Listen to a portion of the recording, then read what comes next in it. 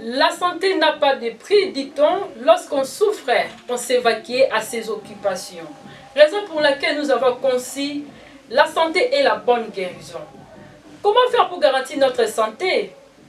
Ezali question to motuna o ezwi ngai no esika to zwami mama to papa elenge mobali to mwasi ndenge to ikosala pona ko garantir santé na biso yango na to sali émission o to bengi la santé et la bonne guérison ezali émission ezali kolobela biso mai matali bokolongolo banzoto bokolongolo banzoto zali nzoto ezali komitungisa makamande na ndenge kasi na grâce émission oyo to kolobela bokolongolo banzoto mais grâce il y a pas traitement to bengi ba magnétothérapie ou ezali ba pareil ya traitement mais il y a ba nouvelle technologie kasi soki bokolanda biso kitoko esika libozwami ekezana lisungi ya régie o to moni ba technicien to na technique to moni papa Yoshi Lucilao una na montage to moni papa Lukeba merveille bongo na lobeli ezali wa bino ndeko mama Christelle Zola la fille à maman et à papa.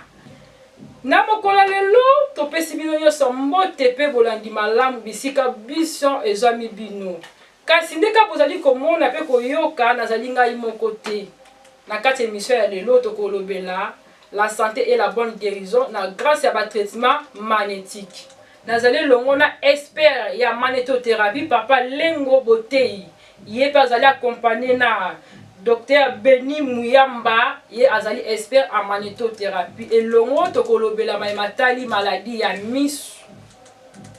Maladie ya misu to ebi ezali maladie ya munene ezali na kati ya makambo ebele zingi misu. Yango wana tokolanda la bino longo maini ba memeli biso concernant maladie ya misu. Mbote madame journaliste. Mbote papa Beni Muyamba. Mbote madame journaliste. Ezali esenga koyamba bino na kati ya plateau to studio na biso pona koyeba mai bomemeli biso sango boni te toza na biso madame tomemeli bandeko na biso sanga malamu sanga sika oyo ekolongola bango na bowumbu ebele bavandaki na bowumbu donc lelo tomemeli bango vraiment guérison vraiment biano ebele na mituna na bango.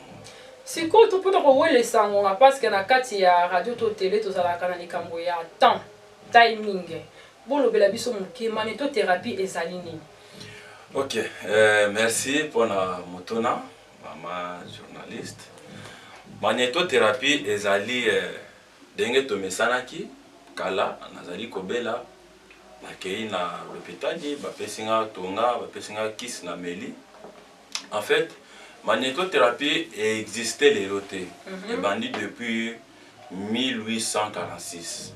Donc les alliés médecine oyo bako qu'on a biso basalé là. Vraiment. Mais c'est arrivé à un certain moment tant médecine moderne et qu'on apparaître de kobosa na yango. Alors ba expert oyo bazala ki na période wana ba eko ressusciter yango lisusu. C'est pourquoi pour cela, bazo vivre na médecine moderne, bazo tozo benga yango eloko ya sika, médecine ya sika oyo eko exister. Magnétothérapie ezali lolenge ya sika. Pona ko yango na mutona na yo, ezali lolenge ya sika oyo ba italien, ba mele biso na mboka na biso ya Congo ya RDC, pona kotalisa biso ke en dehors ya tonga, en dehors ya kisi ya omela. Ezali pe na lolenge mususu mutu azori kobika parce que to mesanaki to biso mo to lobaka nakendaki na hôpital ba bisinga ke maladie oyo ezali incurable te yango biso tozo yebisa bino ke na magnétothérapie maladie incurable ezali te donc ezali lolenge asika tozo traiter en dehors ya tonga na kis tozali na moyen mususu oyo tozo traiter bato ezate ke topesi tonga parce que BNP ba lemba tonga tozate ke topesi kis parce que komela ba kis ebele e créera pe ba problème ya gastrite e bouchera pe ba matoi ba BNP ba lemba ba kis wana ya komela yango magnétothérapie eye pona to elongola biso na boumbu ya batonga na kis ya komela sikoyo à part kis bolobi tonga. Si ko bino bozali ko traiter nani na mabelo to na nini ko lo beli biso loko ezali ko sala te bato bazu la traitement grâce à appareil magnétique. Merci maman Christelle. Biso tozali ko traiter na appareil magnétothérapie. Appareil magnétique de santé. Donc ce sont des appareils oyo ils ont fait traiter bateau vraiment d'une manière magnétique. Vraiment. Maintenant, bah, pareil, pour nous, ça bang, donc le bah conséquences, ils ont des choses comme la bah kiss mingi. Maintenant, na quatre appareils magnétiques, ils ont des conséquences, Dans le cas de Muzindo, tu as la marmounion surtout, mais l'appareil n'a pas de conséquences. Conséquences, et qu'on cause là, ceux qui ont respecté la consigne, la norme. Par exemple, moi, si Azemi, à quoi conseiller l'appareil, contre-indication, bien sûr. Moi, Azali, na moins de 5 ans, à quoi conseiller l'appareil, moi, si on a ton repos, à quoi conseiller l'appareil, accord étranger, par exemple, au Kenda qui na médecine moderne, ça des opérations, tu lentine na miso. Ok, conseille l'appareil na bisoté. Mais ceux qui vraiment osent respecter, osent la norme, et que osent l'appareil na bisonding et le lingue sengedi, osent la conséquence à ton côté. Moi, si je pas dit na période naïe, bisoba si tous comprendre, moi si ça dans la période naïe, à quoi conseille l'appareil na bisoté. Mais ceux qui ont respecté, conséquence à ton côté.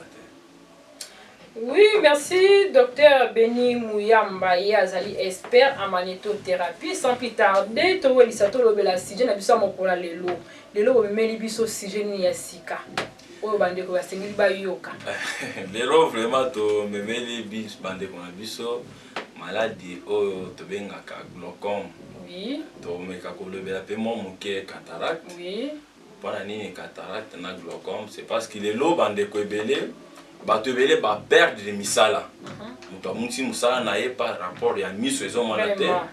Au moins na lelo papa moyen akende lié moko na toilette. Ezate il faut basimba kaye mais ce que vandi na ndaka ba bokilo. Bokilo muto abanda ko simba kayo. C'est pourquoi lelo ba conséquences eza vraiment ebele. Bato ebele bakomi kokotela bango na ndako bazozwaka basi na bango epa baninga na bango parce que miso ezo mona lisusu malamu te. Misu nde ezalaka lumière, misu nde ezalaka mwindu ya moto, misu nde ezalaka donc lokola lelakisa nzela, mais soki misu ezali malamu te omonaki moto aza lisusu moto te. Nga nalobaka nabuka na ta loboko ke misu ekufa. Yango lelo tomemeli bandeko to lobela bango pona misu cataracte na glaucome mais na misu tozaka na cataracte na glaucome te ba maladie ya misu eza ebele mais lelo tozwi kaka ba maladie phare. Ah OK. Maintenant eloko ni ko favoriser mutu abela maladie ya misu. Bon ba cause eza vraiment ebele. Ba cause eza vraiment ebele. Ça dépend ce que ya maladie nini mutu akoki kozala nango. So par exemple mutu azali na cataracte et ça n'a pas cause nango. So par exemple mutu azali na glaucome et ça peut n'a pas cause nango. Dans ce cas toki kokota maman na lomba ntoloba docteur Lengo Botei. Donc tozo karote to sentir yo. Est-ce que différence nini vraiment oui ko lobela biso ezali na mutazali ko bela maladie ya cataracte na maladie ya glaucome. Différence penda ezali wapi ya mutu ya. Bon, merci beaucoup madame pour la motuna. Na kubanda penda ko mwana sama muke ko pesa mwana ndimbola entre les deux maladies wana ndenge uti ko loba eloko to bengi glaucome. Glaucome yango elobi ete yango elimboli te ezali une neuropathie optique. Neuropathie optique ezali di na élevé ya tension intraoculaire. Donc tension mito soke mati yango nde koki ko provoquer maladie wana. Mais en fait, pourquoi je dis neuropathie? Parce que toute levée à tension intraoculaire, et ça signifie que mon glaucome. La personne peut être élevée, mais jusque-là à développer glaucome. Mais tant que commis neuropathie, comme je sais qui est affecté nerf, tant que commis endommagé les cellules nerveuses, que commis porter d'abord un préjudice dans mon tonnerre, comment on a écouté les jeunes comme un boulot, c'est à ce moment-là que tu bengi glaucome. Vraiment. Alors, la différence c'est par rapport à kolimbola, cataracte et glaucome. Cataracte tolobi yango ezali opacité ya cristallin. Cristallin ezali lentille naturelle, ou ezali lokola un appareil transparent ya miso, ou ezali kozwa ba image yango projeté yango pour transmettre yango. Alors ce qui yango ezipami donc ça devient opaque eza ko transmettre ba image wana te ça ce moment là et ko provoquer auto bengi cataracte. Oh, très bien docteur, merci beaucoup. Balandi na biso tozali boyoka différence ya maladie ya misu glaucome na cataracte. Siko ba symptôme nino tokozana mutu abeli maladie ya glaucome to abeli maladie ya cataracte. Ba symptôme o eza vraiment ba signe clinique ni toyiko trouver na kati ya maladie wana. Merci beaucoup. Omoni tolobaki na mama okusi ndenge na lobaki glaucome na ba cause nango yango ezali di ndenge na lobi ke ezali montée ya tension intraoculaire. Kwa tension intraoculaire wana yango ezalaka monté na ilako nini ezalaka monté na problème ya circulation ya mai moko babengi yango hymerakèse. Hymerakèse wana ezali mai oyo nzambe atala na miso na biso mais ezalaka produit na niveau ya chambre antérieure naïve une membrane ya miso oyo ezali répartie na mibale antérieure. Il faut elongwa wana po eleka par la chambre postérieure po contourner corner et empretaka et mai moko babengi yango trabéculum. Donc à ce moment-là, s'il y a un obstacle, oyo ezali kosala en sorte que mai wana eleka malamu te et ko définir un problème ya hypertension intraoculaire. Parce que normalement, ce qui totali na ndenge ba chercheur baloba que cause penza ya koyeba siki que maladie ya glaucome et bandaka neloko tel bamona ngote mais baye quoi contribuer que il y a un obstacle aux ali ko sala que circulation ya mai wana eleka malamu te. Parce que mai wana za ba rôle na rôle na ngomi balé ya monene. Rôle ya liboso eleisaka ba cellule nerveuse ya mibale eza ko régulariser tension normale ya miso. Tango mai wana ezi obstacle ya koleka, conséquence ya liboso nini tension ya miso ekozala lisusu bien régularisé te. Et de deux, ba cellule nerveuse wana tango eza koleka ba canal oculaire ekoleka lisusu te. Cellule ya miso ekolea etsuku te pas na rôle nutritif ekolea lisusu te eye ko endommager yango. Donc eloko nini moto akomona na labandi na glaucome moto abandi komona que parce que na glaucome wana toza na bati pebele ndeko na ngai toza na bati pebele epa na biso mingi awa tolobaka mingi glaucome primitif na kati ya glaucome primitif toza na glaucome à l'angle ouvert oyo babengi yango glaucome chronique simple et puis glaucome aigu oyo babengi yango à l'angle fermé. Mingi oyo à l'angle fermé tezalaka nango biso awa te mingi ezwaka bandeko na biso ya mindele mais pas na biso awa to sur de 100%, ba 90% tozalaka na problème ya glaucome chronique simple otobengi à l'angle ouvert. Eloko nini moto akomona tango bandi koyoka eloko wana. Donc akomona que rétrécissement ya champ visuel na ye comme muke. Et dede aza komona acuité visuel na ye lolenga bandai komona kala e bandi kokita progressivement. Au début il y a sans douleur et comment on a que ba réflexe na ye de qu'on a besoin minganga et kozala très longtemps positif et nangonga moko e kokoma négatif et comment on a que moto wana a ko développer nini a ko banda ko développer tant mususu azalaki na ndako abimi libanda aye komona oyo to bengi ba arc-en-ciel akoye koyoka ba douleur oculaire akoye pe koyoka ba migraine lokola mutu akope koyoka ba problème ba nausée kosanza et koyela ye akope komona aye abimi directement azalaki na ndako pe abimi ayoki sensation ndenga abimi na moibo ayoki pasi kange na miso.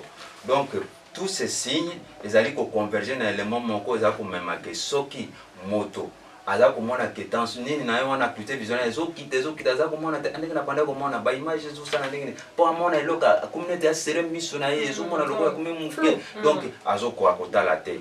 Donc à ce moment-là il faut moto à se faire consulter ayeba que eza problème o ezali ko memaye na bokona oyo ya glaucome mais pas na biso tango to yambi yo tango to yoki yo toyoki na basigne wana peut-être kozana moko biso to lobeli tokoya kotala parce na cabinet na biso tozali na appareil oyo eyei pona kosunga biso kotala ko prélever tension intraoculaire tokoyamba te que tobandika ko pesa appareil tester yo, prélever consultation, voilà. et en dehors consultation, tous un appareil oyo koiko sala que totale la tension intraoculaire wana pour que tout yeba ezali combien, ce que ezali likolo parce que tension normale ezali entre 10 à 20, hein, ce que ezali au-delà. Tu vois déjà que moto yo a comme une pente mais attention ça commenter, tu vois ba prendre prise en charge na pour. Ça c'est ce qui est d'abord glaucome. Na cataracte. Cataracte moto ya kobela. Yepe ya komona miso na ye tension nini komona na ye ebandi kokita mais sans douleur. Il y a pour percevoir te ga yoki douleur ou bien ndenge na lobi ba douleur oculaire ba problème ya komona soka bimi ya moni arc-en-ciel te. Il y a komona kaka ke il y a d'abord la diminution de l'acuité visuelle na ye sans douleur. Abandi komona et des fois azana difficulté ya kota la télévision. Azana difficulté ya kota la nini téléphone na ye. Azana difficulté ce que azali komona azomona on dirait une diplopie, c'est une image dans les tricots ça la double. Donc à ce moment-là il faut moto à se faire consulter. Mais il y a ka kokoma parce que na ba cataracte na tozana ba cataracte pebele. Et pas na bisoa tozana ba cataracte benye. Vous avez mingi vieillissement cristallin. Et c'est d'ailleurs le cataracte il y a quand mingi pas à plus de 90%. En dehors on a tous un cataracte traumatique congénitale secondaire il y a une maladie oculaire les arrêts déjà les posos le col avec rideau cyclique. Hein, vous avez inflammation il y a procès ciliaire et iris et oui que ça là bon. Mais tant que bongo il faut se faire consulter. Et à la longue, ceux qui à se faire consulter, à se faire soigner, et là qu'on n'y quoi apparaître. Des journalistes, au commun que motoana, à coquille commun, moi et l'embouement, comme attache moi pour que ça tant sous ya pembe. Tant monsieur cause la grisâtre. Mais ce que zali, il y a gris, c'est-à-dire que cataracte wana eza immature, ezo kenda. Parce que tout classe la cataracte sur les deux formes. Les ana na forme clinique. Ils ont une forme et une forme anatomique. Forme anatomique, tout le monde a une cataracte sous-corticale et corticale. C'est-à-dire que l'opacité est de l'extrémité vers le noyau. Dans le psycho, l'extrémité mobimba et comme une cataracte corticale, les noyau mobimba. C'est mon on a sauté. Même on a nécessité. Donc, et là, quand tu as tant que tu as tâche wana, grisette, ça dit déjà qu'il y a un problème à cataracte immature. À se faire consulter. Ce qui est comme pembe et comme déjà mature à se faire aussi consulter. Donc ce sont là deux types ya nene wana na yebisi pour la commande ça moto ya zali na tension pe moto ya zali na cataracte. Moto attention ko développer pas douleur tranquille à koyoka ba pas na miso ko mais o ya cataracte akomona ga ya mumu. OK docteur pour na ko ça pengonga explication na ezali clair j'espère ba de connaissance ba kolanda ba comprendre biso. Toyeba nde muta yoki par rapport à ba symptômes nyonso yo tangisi na ndenge expliquer biso na bolam na mozindo tous les deux maladies il y a cataracte na glaucome so ki pela ndenge yoki bazane na temps ko mata si c'est émission na biso asa pressé par exemple pas kende mais comprendre déjà que ngana za na bona bo so ka lingo zwa bino akozwa bino juste wapi au pesi biso na contact na yo au pesi biso pe adresse na bino pour na muta zo kolanda so zali pressé. Merci madame, merci vraiment ndenge tolobiawa. Tous un numéro à contact. Numéro nabiso yango ya liboso ezali 085 49 025 17. Nazongeli 085 49 025 17.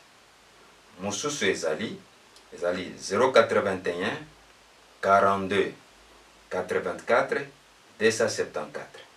Nazongeli 081 42 84 274. Soki moto alingi akutana biso madame journaliste. Oui. Akozwa biso wa. Soki azali na bipai na soki azali côté ya bakinkole ya Maluku. Azui transport na ya Maluku a komi na quartier 1 a Kiti. Azui ba 3 pine wana na Kimbuta.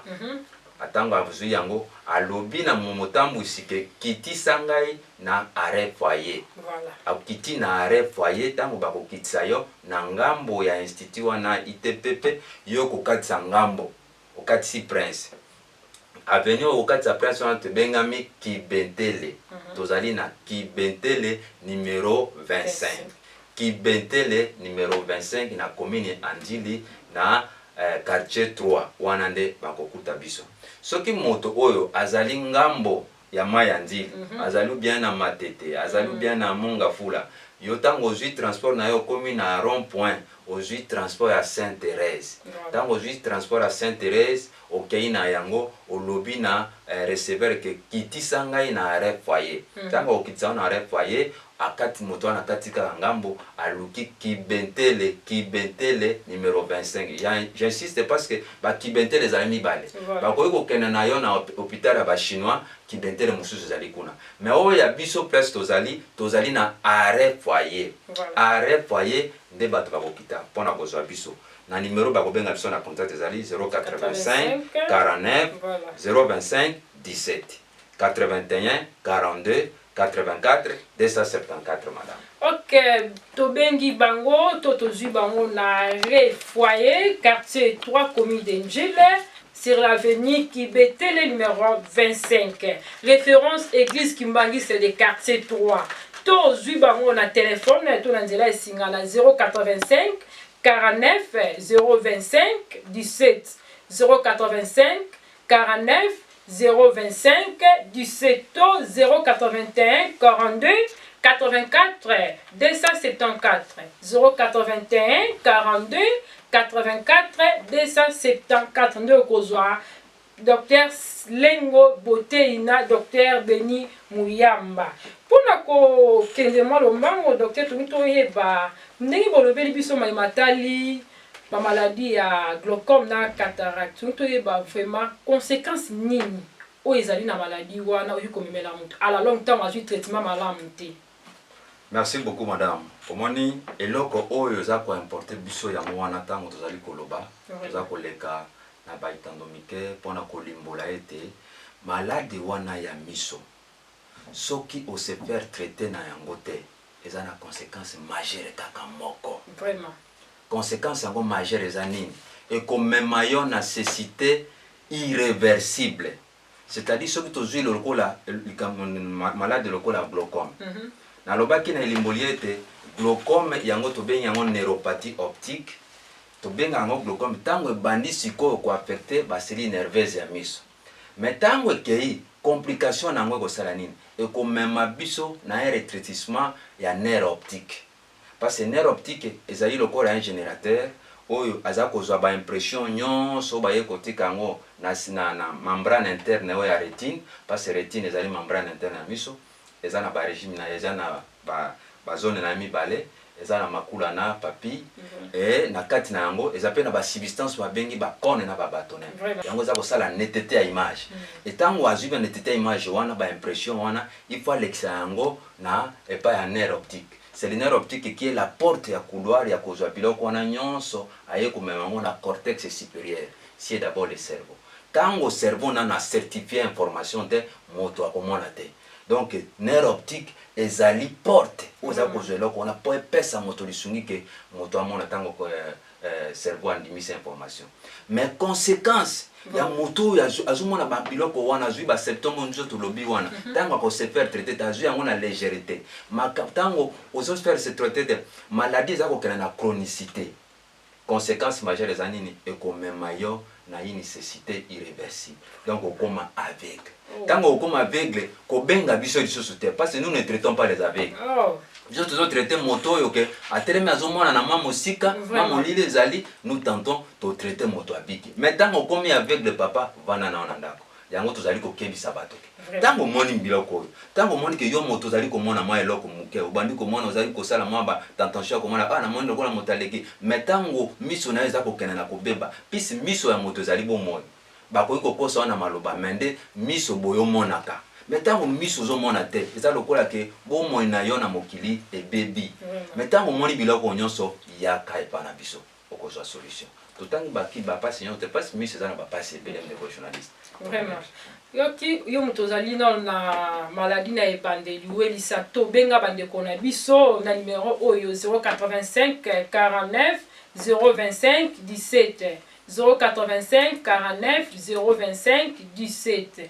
To obengi na 081 42 84 274. 081 42 84 275.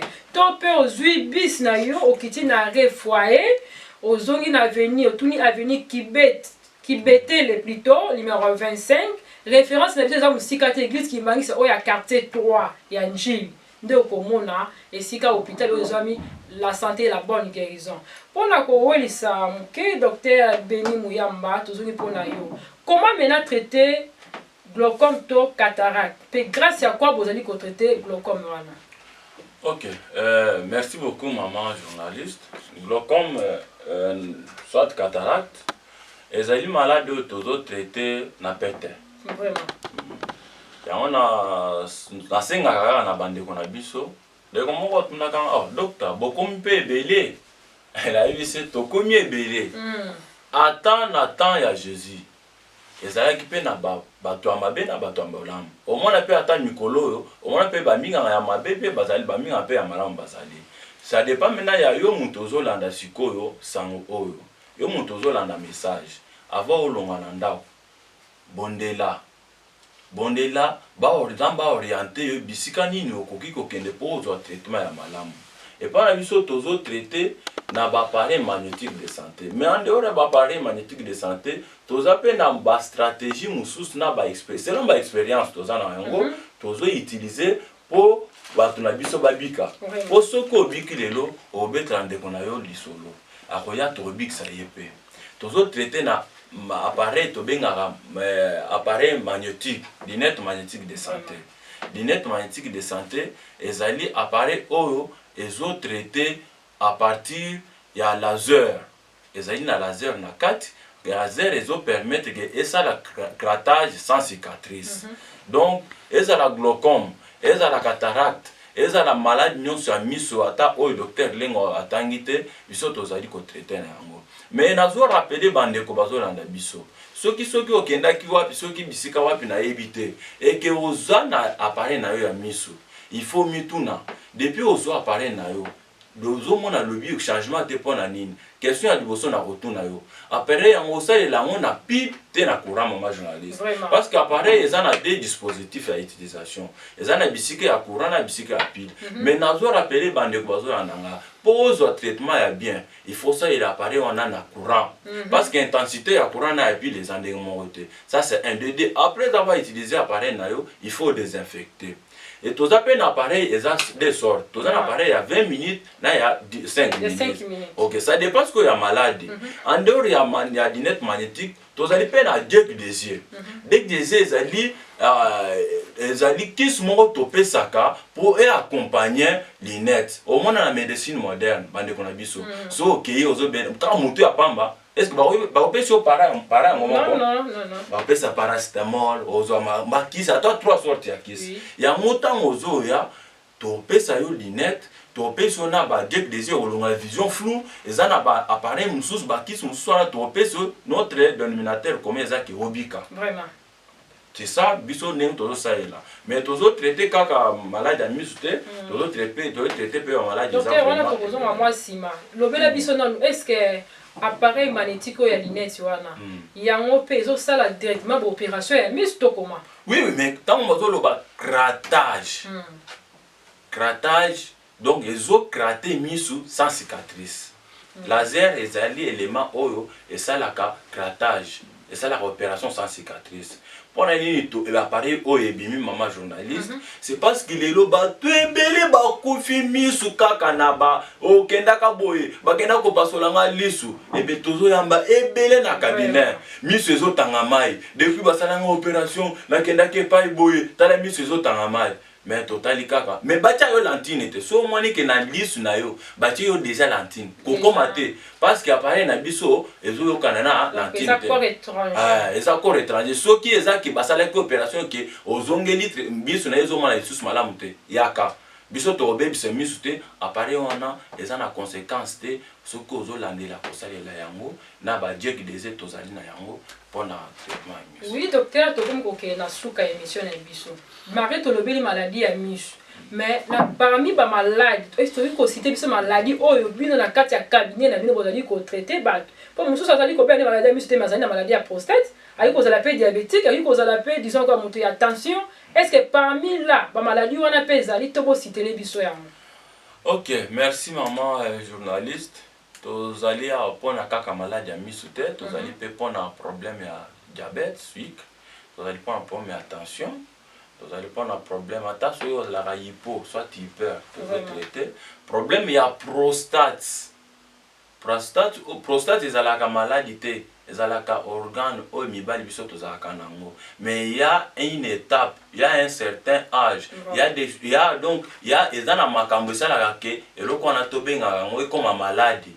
Soko zalina masuba par exemple komi ko bimana pasi ozo suba lisusu malamu te okomi donc nanda kozo koma lisusu malamu te yaka ozalina basigne ezo manifester que ezali prostate yaka tozo traiter problème ya hernie discale tozo traiter rhumatisme forme na yango nyonso osala AVC monoko etengama makolo tambola lisusu malamu te yaka maladie ezali ebele hémorroïde faiblesse sexuelle maladie ezali vraiment ebele ba infection.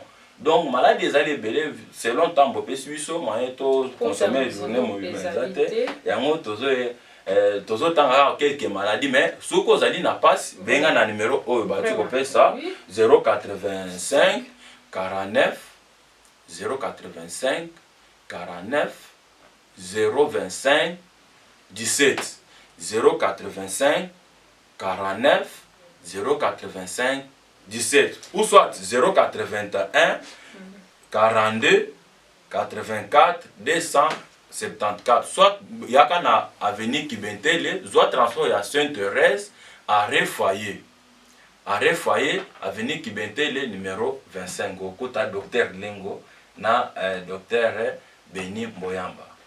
Merci na balandi na biso nyonso wazoki libako ya kolanda biso na mokola lelo to bandaki na bino kitoko pe to komi na suka émission na biso bino ba ebozwi libako kolanda biso balobi mutu abateka mwa la moto na masese yo mutu oki lisesa mokola lelo oyi ko bongisa vie na lobo zala kitoko pe santé na yo bonga esiko zwami na pasi bakosa yo ba pe so $20 au lieu de $200 mais na kozanga komona ba pesi yo $20 donc na pesi ba botola soki nani bazwa soki eloko nini ba leso eloko nini likola kozanga komona donc c'est le moment yebela kene na mbango na commune Njile dans Refoyer c'est avenue Kibetele numéro 25 référence église Kimbangi c'est le quartier 3 Topé au bengi ba expert na biso na magnétothérapie na 085 49 025 17 081 42 84 274. Soki bolanda ki biso malam bisika biso bozwamaki wana ezalaki na lisungi ya équipe technique. Bongo na caméra tomoni papa Yoshi Lucilao na montage tomoni papa Lukeba Merveille. Na elobelezaki wa bino ndeko Christelle Zola botikala malamu.